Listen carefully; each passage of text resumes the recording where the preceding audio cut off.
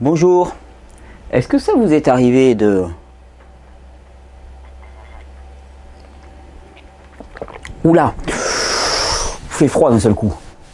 Est-ce que ça vous est arrivé d'avoir froid après un repas? Ça fait partie des questions qui viennent souvent hein, autour de la question de la frilosité. Ah mais moi je mange tel produit, je mange telle chose et j'ai froid après les repas. Qu'est-ce qu'il faut en conclure? Alors, je pensais que c'était le temps, je l'ai évoqué au travers de nombreuses vidéos, mais c'était vraiment le temps de faire une petite précision par rapport à cet indicateur majeur qui est la température du corps. Quand on parle de température du corps, on parle avant tout d'une une glande en particulier qu'on appelle la thyroïde, qui est une petite glande là, qui est répartie des deux côtés à ce niveau-là, et qui est la glande du métabolisme. Le métabolisme, qu'est-ce que c'est? Le métabolisme, c'est l'ensemble des processus qui participent au maintien et à la continuation de la vie en nous. La glande thyroïde participe particulièrement à l'apport d'oxygène au niveau des cellules de manière à rassurer le fonctionnement énergétique de la cellule. La glande thyroïde, elle va être responsable aussi de la température qu'il va y avoir à l'échelle du corps. Et on dit souvent de la thyroïde que c'est la glande de l'adaptation.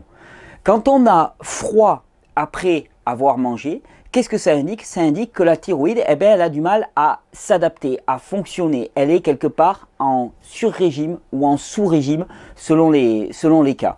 La thyroïde, finalement, ça va être notre agent qui va compenser en permanence. Quand on a froid après un repas, qu'est-ce que ça veut dire simplement? Ça veut dire que ce qu'on avait consommé n'était pas approprié. Attends. Quand on a froid après un repas, ça veut dire que ce qu'on avait consommé n'était pas approprié. Et imaginons par exemple, moi je prends un jus au petit matin et j'ai froid juste après. Ça veut dire que le jus n'est pas adapté? Bah oui. Ah non mais attends, mais comment ça se fait? Je croyais que c'était le meilleur truc. Ah ouais, c'est peut-être pas le moment. C'est peut-être pas la composition des produits que tu as mis à l'intérieur. C'est peut-être pas, c'est pas ça. Tu l'as bu trop vite, tu l'as bu trop rapidement, peu importe. Mais si tu as froid, c'est douleur égale erreur. C'est qu'il y a eu une erreur quelque part. Et je trouve cet indicateur extrêmement intéressant et je remercie pour ça. Des fois, ça nous crève le nez et puis c'est une amie vraiment qui l'a mis en mots et là je me suis dit mais pourquoi j'y avais pas pensé avant? Je remercie Alexandra vraiment de tout cœur qui m'a dit mais moi ce que je fais maintenant, je prends ma température pour savoir exactement déterminer qu'est-ce qui me va bien, qu'est-ce qui fait du bien à mon métabolisme et qu'est-ce qui ne fait pas bien.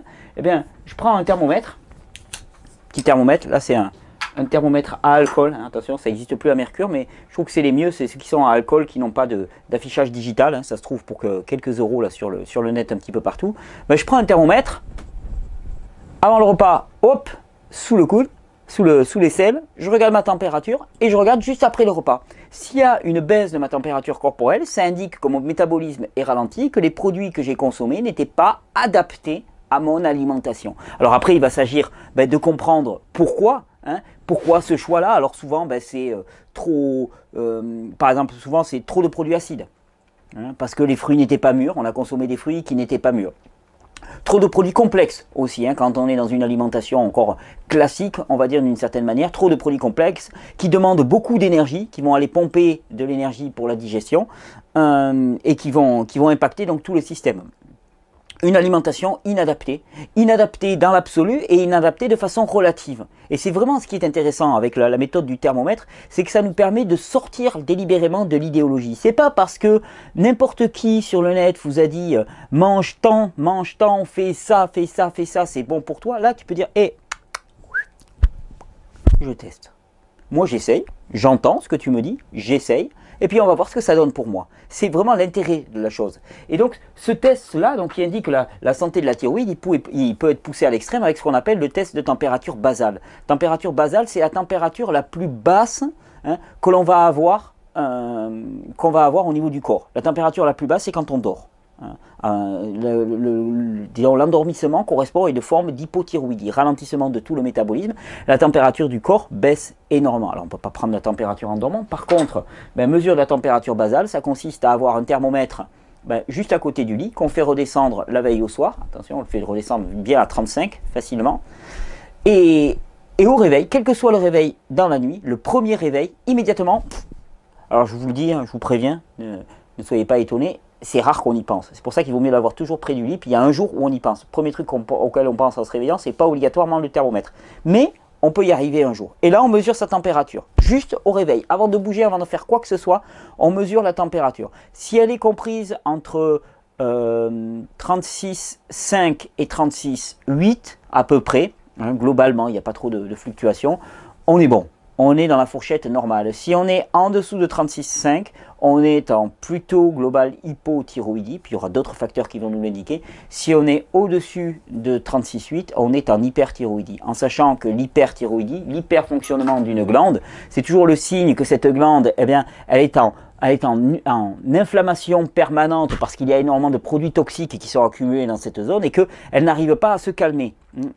Ce phénomène peut se passer aussi à l'échelle du corps quand il y a une inflammation chronique généralisée et que on n'arrive pas à diminuer le métabolisme. C'est-à-dire qu'en permanence, les émonctoires sont sollicités, tout le système est sollicité et c'est ce qui fait que des personnes qui sont en inflammation chronique ne vont pas pouvoir s'endormir parce que cet état de diminution, de ralentissement du métabolisme ne peut pas s'installer parce qu'il y a le feu, il y a urgence. Alors quand il y a le feu, il y a urgence pendant longtemps, et au bout d'un moment, crash, et on tombe en hypothyroïdie. C'est pour ça que la plupart des hyperthyroïdies conduisent automatiquement à l'hypothyroïdie, à moins qu'on change les causes qui faisaient qu'on était en hyperthyroïdie.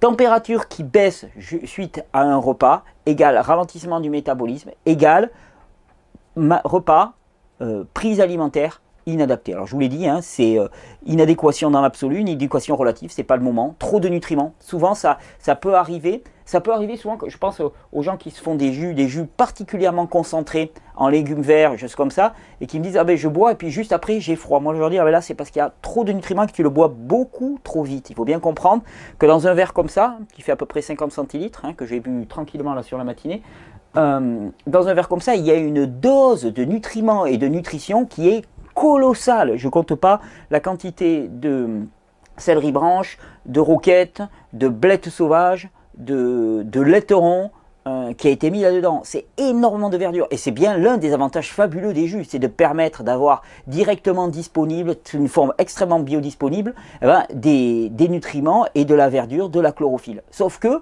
trop vite, ça fait trop pour le système qui sature. Et quelque part, la glande thyroïde, la température baisse, c'est que juste la glande thyroïde, elle dit « J'arrive pas à compenser, j'arrive pas ». C'est la glande de l'adaptation, la glande thyroïde.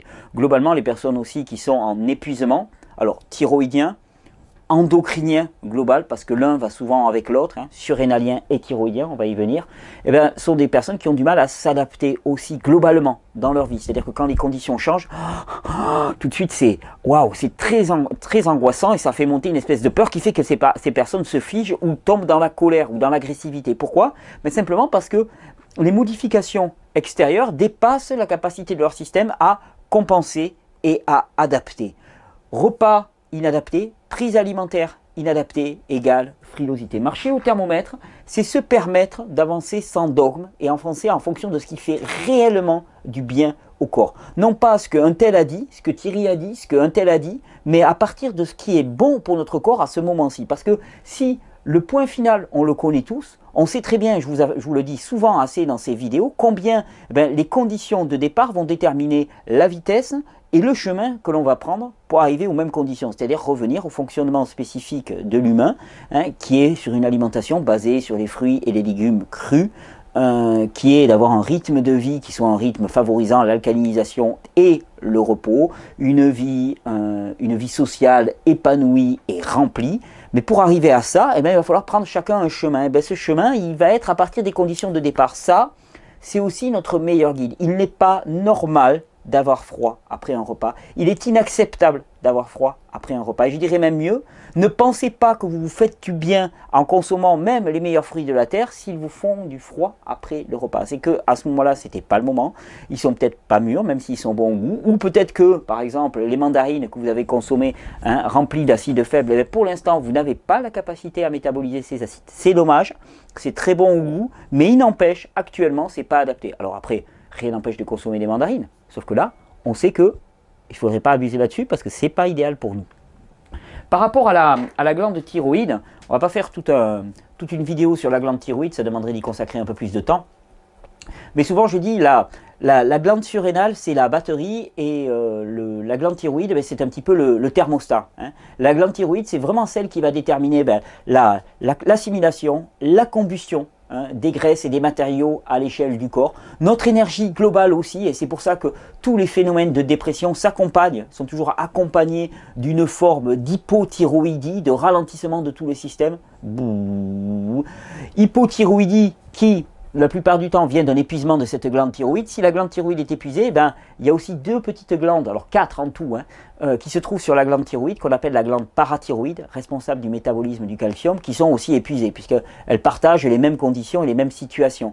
Et la glande parathyroïde, qui est responsable du métabolisme du calcium, on se rend compte qu'elle a un rôle à jouer extrêmement important, parce que le métabolisme du calcium, ou la carence de calcium, ben, joue un rôle essentiel dans les phénomènes de dépression, l'un et l'autre étant concomitants. Ce qui explique d'ailleurs par exemple la dépression postpartum des femmes enceintes qui ont donné un maximum de minéraux à leurs enfants et qui se retrouvent épuisés, vidés de minéraux, vidés d'énergie à cause de leur système endocrinien.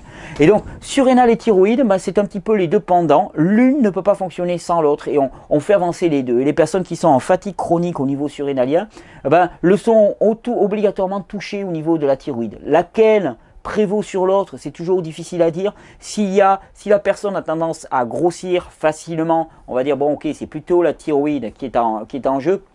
Si la personne a des gros troubles de l'endormissement, perd du poids plutôt alors qu'elle est en épuisement, alors ça va être plutôt la surrénale, parce que ça sera le côté assimilation qui sera en berne. Alors que de l'autre côté, l'assimilation sera à peu près correcte, mais ça sera le côté métabolisme, et donc capacité à brûler les graisses qui va être limitée. Et alors comment est-ce qu'on peut booster ce métabolisme et comment est-ce qu'on peut booster la glande thyroïde? Une des meilleures solutions, et là encore, à voir si c'est adapté, parce que ça demande aussi quand même un minimum d'énergie. La meilleure solution, c'est ce qu'on appelle le jeûne intermittent. Le jeûne intermittent, c'est le fameux jeûne hygiéniste qui recommande de ne pas manger avant midi. Alors vous savez combien j'ai mis de précautions par rapport à ça et combien j'ai dit finalement, des personnes qui sont en fatigue chronique, attention, parce que vos taux de cortisol sont bas et que le matin, vous pouvez avoir besoin de manger, donc il ne faut pas s'attacher à ça comme à un dogme, et que si vous ressentez le besoin de manger, allez-y. Mais à l'inverse, pour les personnes qui peuvent se le permettre, le meilleur moyen de booster le métabolisme, c'est le jeûne intermittent, c'est-à-dire le fait de jeûner tous les jours jusqu'à midi, d'avoir une plage de non-nourrissement suffisamment important pour augmenter le métabolisme et faire monter le métabolisme. Ça correspond aussi à une période où le corps est à son maximum de nettoyage le matin, et où donc c'est idéal de ne pas consommer ou de consommer léger, un petit jus, quelques fruits. Mais ne pas partir sur un repas trop complexe et trop lourd qui va impacter tout ce processus-là. Alors plus jamais froid après les repas, plus jamais dans l'idéologie, plus jamais dans la méconnaissance des besoins réels. Vous savez, il y a une phrase moi qui m'a toujours impressionné, c'est une phrase qui est attribuée à Staline et qui dit si les faits contredisent l'idéologie, c'est l'idéologie qui a raison. Là, je dirais plutôt le contraire. Si les faits contredisent l'idéologie, c'est les faits qui ont raison. Et on a beau consommer la meilleure alimentation du monde, si les faits ne nous prouvent pas qu'on est dans un état de bien-être, de joie, de plaisir, et le froid en fait partie, il n'est pas normal d'avoir froid, c'est pas un état de plaisir et de bien-être, à ce moment-là, c'est qu'il y a quelque chose qui cloche dans nos choix. C'est pas tout qui est à jeter, c'est le chemin, l'adaptation individuelle à un moment donné. Et c'est vraiment tout le but de ces vidéos. C'est donner à chacun la capacité à adapter individuellement. Si vous avez froid après un repas de fruits, essayez de faire un repas avec plus de légumes, plus de matières grasses. Et voyez ce que ça donne. Et peut-être que pour le moment, c'est ce qui est le plus adapté pour vous. Peut-être aussi que la question de la maturité des fruits est à questionner. Peut-être que ça faisait trop d'un seul coup, parce que trop de fruits d'un seul coup, pareil, c'est pas assimilable par le corps, ça fait un pic d'insuline pour peu qu'il y ait un petit peu trop de glucose, et ça pose des problèmes, ça pose des difficultés. Parce que ce qu'il faut bien comprendre, c'est que la glande thyroïde, elle va réagir à l'ensemble du corps, par exemple. Et je sais que souvent, je l'ai dit à des gens, si vous avez froid après avoir consommé une grande quantité de fruits qui ne sont pas des fruits acides, qui sont des fruits doux, par exemple d'une grande quantité de bananes, c'est simplement parce que le travail qui est demandé à votre pancréas, chaque jour lui demander un tel afflux d'insuline, ça l'épuise. Et il y a un moment où la thyroïde, elle n'arrive pas à gérer tous ses organes comme une espèce de grand chef d'orchestre finalement qui va gérer le métabolisme à l'échelle globale du corps. C'est en tout cas une chance de remettre en cause non pas parce qu'un tel a dit, mais simplement parce que notre ressenti objectivé par el thermomètre, notre ressenti nous indique que ce que nous faisons n'est pas bon pour nous.